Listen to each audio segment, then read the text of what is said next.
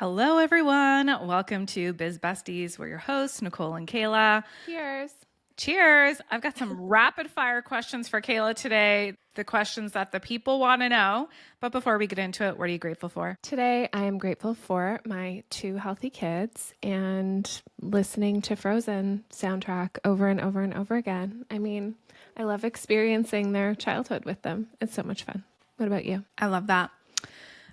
Today, I'm grateful for the cash flow cohort because this community of business owners who are newer to business and especially making sales are bringing me back to the time when we were just getting started and being nitty and gritty and just throwing it all out there and seeing what worked and what didn't work. And I admire the courage that they're all going for it. I agree. 100%. Yeah, except they don't have to throw spaghetti at the wall because we're telling them what works and what doesn't work. We didn't have that in the beginning. That's true. I would have really appreciated us in 2020, 2021 for a cash flow program. Oh my gosh, same.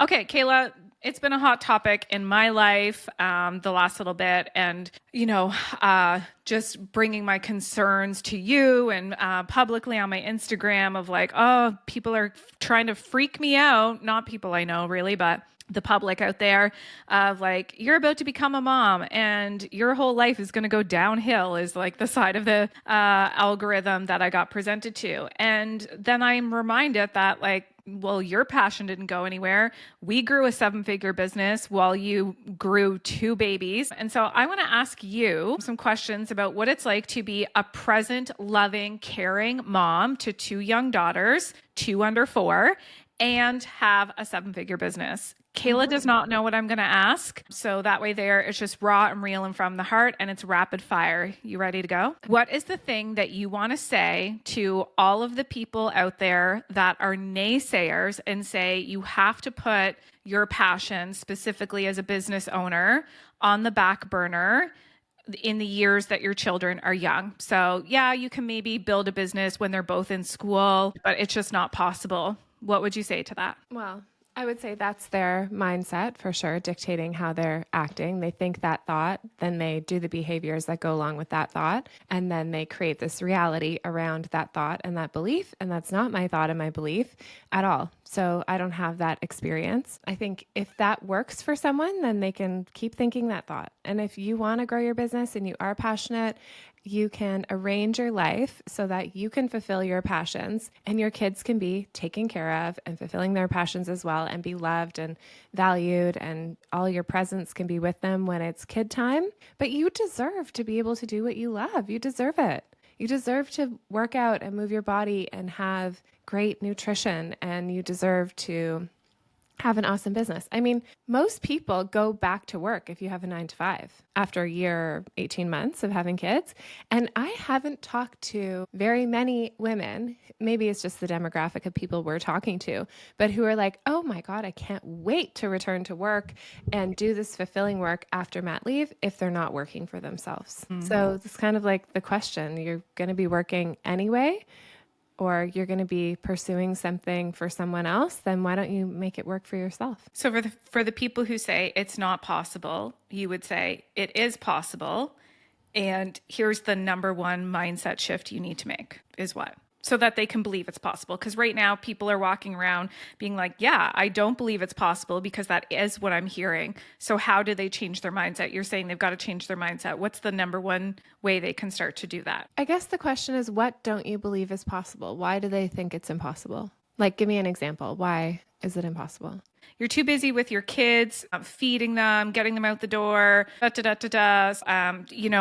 days, you're breastfeeding, you're not getting any sleep. How do you still show up and run your business? Yeah, I would say you have to give yourself grace in the early days, the first 1 to 2 to 3 months. It's going to be really intense. You're mostly going to be up in the night and sleeping during the day or into the late morning. And then whether or not your passion is there, you're so exhausted that you're pulling from a dry well most of the time. So it is hard in the beginning for sure. It's hard on your body. It's hard on you to be up in the middle of the night and feeding this baby from all the nutrients in your body. That is what it is. But you also get this amazing bonding time with your new little human that you've brought into the world, and you get to know them. Because what's so cool is like you have no idea what your baby looks like, what they're going to be like. And then you get that great surprise of, oh, this is my baby. This is my person for the rest of my life. So that is really exciting. And you have to go easy on yourself at that time. I mean, maybe you have 2 good hours a day to think about what content you're going to produce or I don't know, what that looks like, how you're going to do client delivery. The thing with us is that we have each other. So and we have systems. And we were building those systems when I had Mila and Evie, for sure. But we have each other to fall back on. So lots of times people say to us, not to do with motherhood or business, but why are you business partners? Can't you do it on your own? And it's like, well, we'd have to hire someone to be in either role anyway. And we know we can grow faster and bigger together because we have each other's backs all the time. So maybe you need to partner with someone and do a collaborative offer in the beginning so that you can pre-create some things and then have that delivering and have income while the baby comes. But the other thing is, yes, you are the person who produced the baby and you're usually feeding the baby and sleeping with the baby and all these things. But if you're not alone, if you have a partner, if you have family in town, if you have friends who can help, you don't have to think about this as in like, everything's changed. I'm dedicating 100% of my entire life to this. That also, in my opinion, is not great for the baby, to not let the baby bond and connect with people around you, with their family, with your partner. I mean, Scott did so much for our kids when I had them, and then I wasn't on mat leave, but he took parental leave and was very present and cooked for us and helped us with everything. And I'm not saying it wasn't rough. It was. It's so hard to reverse gender roles. They're so ingrained. Even though Scott is the most helpful person at home, he is still ultimately grew up with a mom who took care of him and not a dad. And so that's been his model. And he had to learn and grow and move into that as well. So, I mean, it's been dicey lots of times and it's been awesome lots of other times. And my mindset is that the last thing on God's green earth that I want to do is give my baby to daycare and head off and go fundraising all day. Like, I'm not doing that. So if I'm going to work anyway, I'm going to do something I love to do. I have total time freedom and flexibility. This morning, I dropped them off at daycare, went for a workout, took the dog out for a walk, and then met you on the call so we could facilitate cash flow. And Scott's away right now.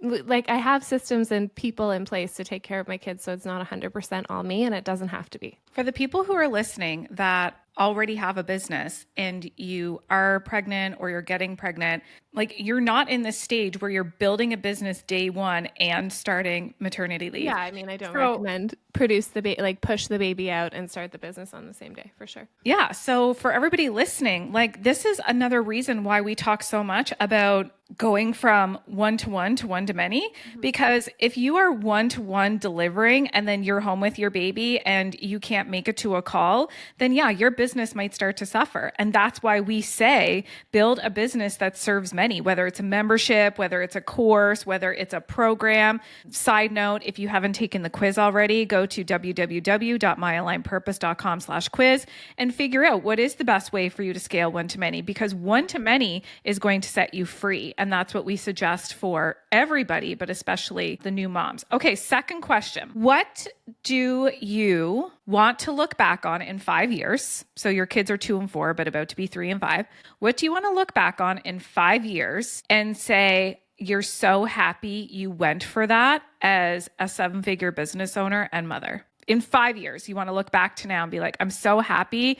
It didn't matter what other people said or thought or believed or how hard it was. I'm so happy I did that. I think for me, it's all about spending the present time with my kids. And there are so many pulls on our attention constantly. I mean, the notifications are just absolutely outrageous.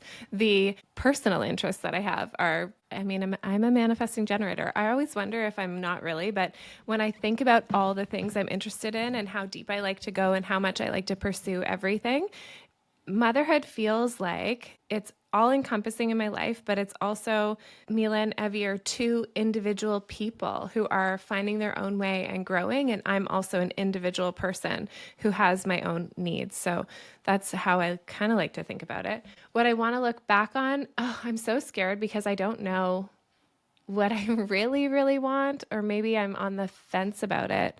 But something I'm playing with right now is Evie's going into kindergarten in September, and we have the freedom and flexibility in our business that I don't have to get before and after school care for her. I can drop her off and I can pick her up every day.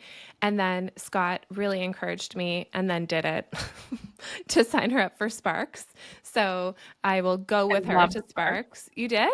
I wasn't in it. Oh, my mom ran our Sparks for years. Yeah. My mom ran Sparks, and then when I upgraded to Brownies, my mom ran Brownies. Yes. So I mean, I loved it because my mom was like the person who ran it all. But I should show you a photo of me in Sparks. I'll send it to you after this with my little Sparks outfit that says "I vow to be a friend" and something something. And it's Share and pink. be a friend. Yeah. Okay. So I wasn't in Sparks, and Scott didn't only just sign me up to be in Sparks, he signed me up to be the leader of Sparks. And so then I'll go and volunteer at the Sparks. What are they called? Group? I don't know. Whatever. Hang out. Yeah. Get ready, everybody. I need you to buy some Girl Guide cookies. And I am a really good fundraiser. So there will be no saying no to me about that. I don't care if you're gluten-free, give them away. Okay. So that is going to take up a significant amount of time for me to be able to be present online from 9 until like 2:30 every day instead of my usual, let's say 10 until 5 and then whatever I want to do at night. And I'm like, will I look back in 5 years and say, wow, I'm so happy I was the one to pick her up every day? Yes. Do I believe it's possible that I can do this without having an extra adult around to help us with the after school care and keeping her busy and stimulated? So when she gets home, it's not like, okay, you go do this thing, I'm going to keep working. Yeah, I'm scared of that. So what you're going to look back on and be happy that you did is have her after school? What are you going to be proud of? Yeah, I'm really, I guess the whole thing is I don't know the answer because I'm still on the fence of, do I get someone to help? Maybe it's a part-time thing. My brain is so black and white. I'm like, is it all in or not? But maybe I get someone to help part-time and I do pick her up and that person meets us here and hangs out with her after school, or she goes to her friend's house after school or something like that. But I'll be proud of how much present time I spent with her. Okay. Third and final question for this little rapid fire back and forth. So say, for example, you and I talk a lot about like, we love Amanda Francis and we love how she builds this business. She's so masterful with money. She's such a present mom. She's traveling all the world, creating all these experiences. And we're looking to her for proof, right, of what's possible because she's not burnt out. She's pretty laxy daisy about it all. And she's built this significant business. People are looking to you for proof. We hear that all the time. People say, Kaila, like, you show me it's possible that I can have kids and be a mom. And who do you want to continue to be proof for? Like, who needs to hear this message and you want them to know that it is possible? What are they thinking? What are they feeling? Well, I hear lots of people saying, I would love to build this business, but I get interrupted all the time. I'd love to build this business, but I don't have childcare. I don't have my kids in daycare, or my kids aren't school age yet, or there's so many things to think about between sunscreen and hats and new shoes because they're growing all the time, and meal planning, and not to mention everybody's emotional needs 2 and 4. Well, the whole entire parenting journey up until now has been a significantly more amount of crying than I'd ever experienced in my life, except for I guess when I was 2 and 4. So there's a lot of emotional ups and downs. And then there's designing their extracurriculars and thinking about that thoughtfully, and then taking them on vacation and deciding where we're going to go that's going to be awesome. And then it's always a trip, not really a relaxing vacation, because we take all of our stuff with us, literally and figuratively. So there's a lot happening. I'm not minimizing that. There is so much happening. And what I want to say to you is that you cannot do it alone. You cannot. If it were just me with both kids and the dog, no childcare, my husband wasn't on board for taking more than his fair share of the work around the house, if I didn't have a cleaner, if I didn't have people coming to fix things at the house that, yes, I could YouTube or whatever, and I'm pretty handy, but I outsource that kind of thing. If I didn't have that, then I would not be able to run a 7-figure business. That's just, there's only one of me. And so there's only one of you if you're listening. And the things that you need to get into place so that you can live your dreams and you are worthy of it. And if you build it now, it will only get easier and easier and easier. So don't delay. Actually build your dreams. But you're going to have to get some support in place. You're going to have an honest conversation with your partner and say, this is what your role looks like, and this is what my role can look like. Scott and I talked and said, he's really good at cooking and he really likes it. Take on cooking, take on groceries, take on everything. I do not think about that. That is out of my mind and into his responsibility. And I am gluten-free and dairy-free, and he cooks for me too. We basically eat that way in our family because that's what works for our family unit. I don't really like dealing with anything with wheels. So he takes the car in, he pumps my bike tires up, he makes sure my bike is maintained. I love cycling, but I really don't want to do the whole bike maintenance thing. And he does a lot of outside stuff in the house. On the flip side, I do all the money management, all the taxes, arranging for the cleaners, managing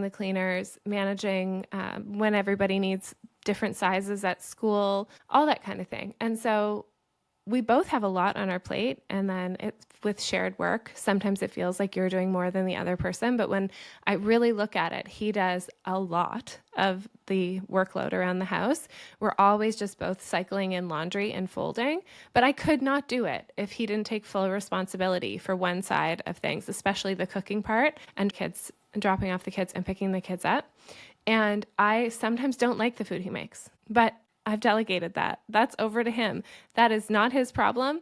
And I can't be as picky as I want to be about what I'm going to eat because I'm so grateful that he's showing up and making all the food. Lots of times it's amazing, but it's not going to be perfect all the time with every split. And there's lots of single moms who listen to this, and single parents. And for the people who are listening and you don't have that partner at home, then you have to ask for help from other people. You have to receive help from other people, from siblings, from friends, from family members. We're not saying that you have to have a husband or wife to build your business. We're saying that you have to have help. And so where you ask for that help from and receive it.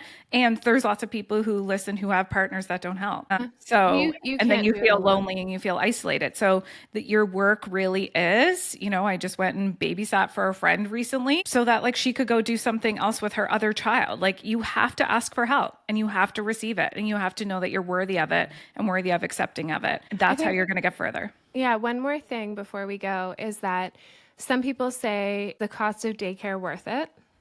And then some people say, I'm going to hold myself back from making money so I can get my mat leave payments. And so there's all this weirdness around money and having kids, right? Like it's $2,500, $2,700 a month for my kids to go to daycare. And if I were to take my mat leave and get paid to do that, I'd make like $2,000 a month, I think, from EI in Canada. We have a really great social support system. But all of those things are not going to prevent me from making the money and the impact that I want to make in my business. I'm not going to hold myself back because I could get $2,000 when we can scale our business and work on it and make whatever it is, which is like, much more than $2,000 a month each because we continue to work on it. And then what can I do with the much more? One, I don't emotionally and energetically feel stifled. Like I'm just waiting for my government check and that's all I can do. And I have all these ideas and I can't even pursue them because I'm getting my $2,000. Like that's not even on the table. With the money that we make, I can go on holidays and fix my house and pay for things that need to be done to support me to live my best life. I mean, and write books and host events and do things that light you up, regardless outside of the money. It's like actually feeling fulfilled. Yeah. Like don't let the $2,000 mat leave payment a month or the $2,000 daycare payment a month be the thing that's going to hold you back from your dreams. Why? Don't let that hold you back. It's $2,000. There are many more $2,000 where that came from, and you can produce them all based on what you love to do in your business. Mm-hmm. So, what you're going to do is you're going to listen to this episode and you are going to share it with a mom friend, a parent friend, an expecting parent friend, a friend who wants to have kids but is unsure what that will do for their business. You're going to make sure that this message gets spread far and wide, that it is possible. Let Kaila, first of all, be the proof that it's possible. Let this conversation open your mind up to other ways of thinking and believing, and know that there are many, many, many women out there who run 6, 7, 8, 9-figure businesses, and they're present, loving mothers at the same time. One doesn't have to be sacrificed for the other. And in the words of Ed Milet, if you tell your kids you can be, do, have whatever they want, and then they turn and say to you, well, why aren't you? That's going to be something that's going to hit hard. And you want to show them that they can be, do, have whatever they want, not just tell them. Yeah, my kids are 100% the best thing that has ever, ever, ever happened to me. They've opened my heart. They've really made me look at how I am, exploded my sense of, wow, this is real and it's happening and I better make a move. So yeah, I'm so happy for them to see, wow, my mom is present with me and she runs her business and she loves what she does and she works with her best friend every day. I mean, that's such a great example we're setting. It's true. Okay. Have a great week, everyone. We'll be back next week with another TGIM, another BizBesties, and another guest episode.